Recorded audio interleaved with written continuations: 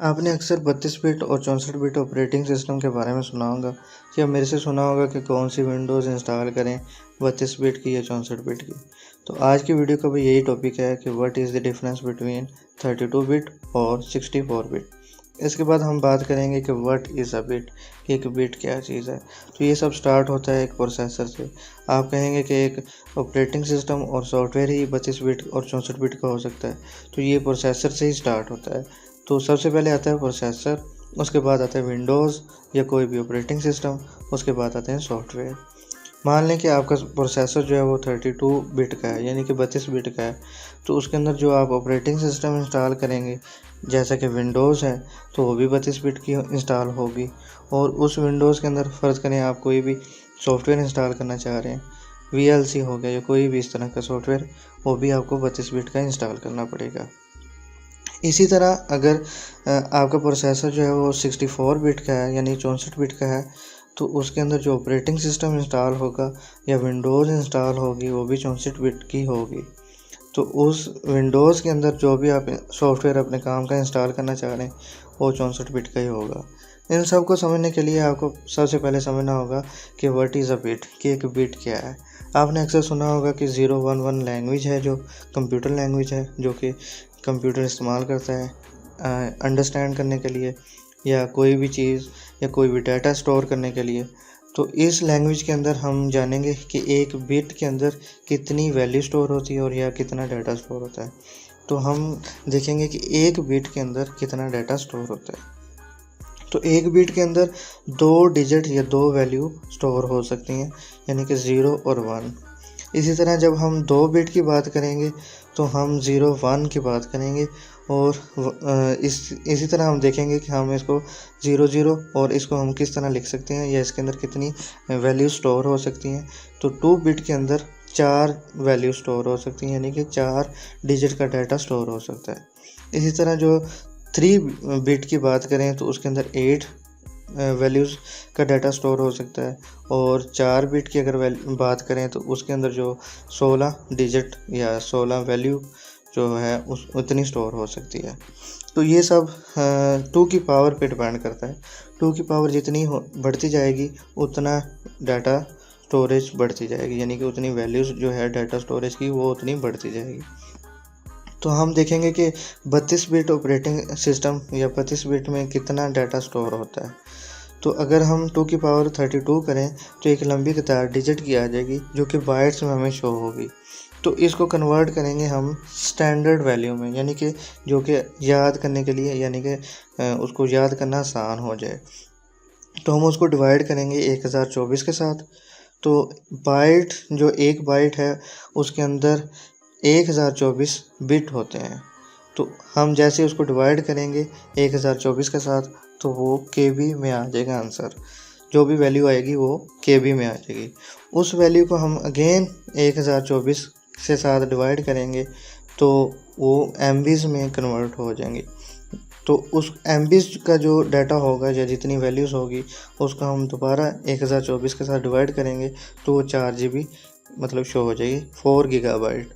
तो हाँ, यहाँ से हमें पता चला कि 32 बिट के जो ऑपरेटिंग सिस्टम है या 32 बिट का जो प्रोसेसर है उसके अंदर 4 गीगाबाइट का डाटा स्टोर हो सकता है, यानी कि 32 बिट ऑपरेटिंग सिस्टम या 32 बिट जो प्रोसेसर है वो 4 GB रैम सपोर्ट करता है। इसके अलावा जितनी भी रैम आप लगाएंगे वो यूजेबल नहीं होगी, वो यूज़लेस हो जाएगी। तो इसके बाद आया 64 बिट। तो 64 बिट जैसे प्रोसेसर बनाया गया तो उसके लिए एक ऑपरेटिंग सिस्टम भी 64 बिट का ही बनाया गया। इसी तरह जब ऑपरेटिंग सिस्टम या कोई विंडोज़ 64 बिट की बन गई तो उसके बाद जो सॉफ्टवेयर बनाएंगे वो भी 64 बिट के बनाएंगे। तो हम देखेंगे कि 64 बिट के अंदर कितना डाटा स्टोर होता है। तो जब 2 की पावर हम 64 करेंगे तो एक लंबी कतार आ जाएगी, बाइट्स के अंदर डाटा शो करेगी। तो जो 64 बिट के अंदर हमें डाटा शो होगा वो होगा 16 एक्साबाइट।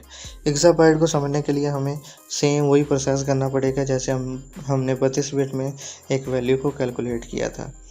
तो ऐसे हम बाइट को डिवाइड करेंगे 1024 के साथ तो KB में कन्वर्ट हो जाएगा।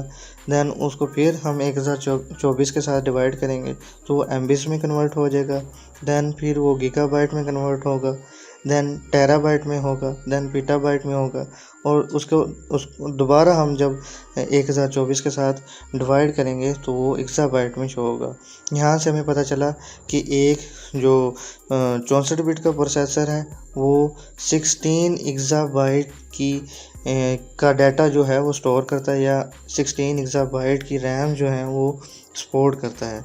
यहाँ से आप अंदाज़ा लगा लें कि 64 बिट का प्रोसेसर जो है वो कितना हैवी है और उसके अंदर कितनी पावर है, और आप उसके अंदर कौन कौन से सॉफ्टवेयर इजीली रन कर सकते हैं, और उसमें आप कितनी ज़्यादा रैम को इस्तेमाल कर सकते हैं।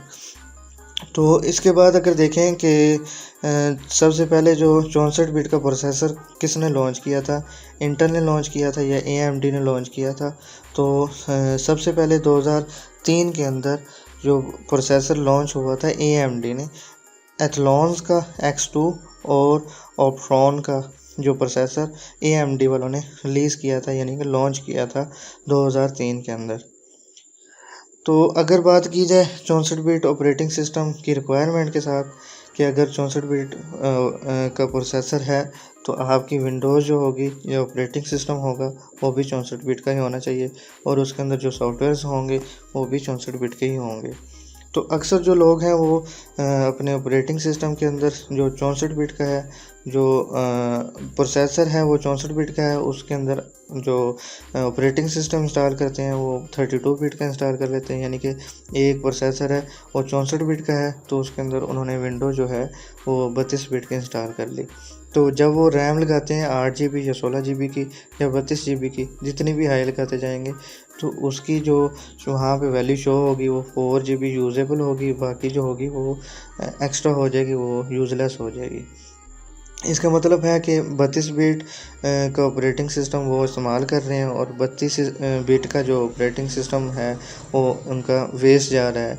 तो अगर किसी के मतलब कंप्यूटर में इस तरह का प्रॉब्लम है कि उनकी रैम जो है वो यूजेबल जो शो करता है वो 4 GB है या मैक्सिमम 4 GB शो करता है यूजेबल, तो वो अपना ऑपरेटिंग सिस्टम को चेंज करें 32 बिट का डिलीट करके, तो उसके बाद आप 64 बिट का इंस्टॉल करें तो उनकी प्रॉब्लम सॉल्व हो जाएगी।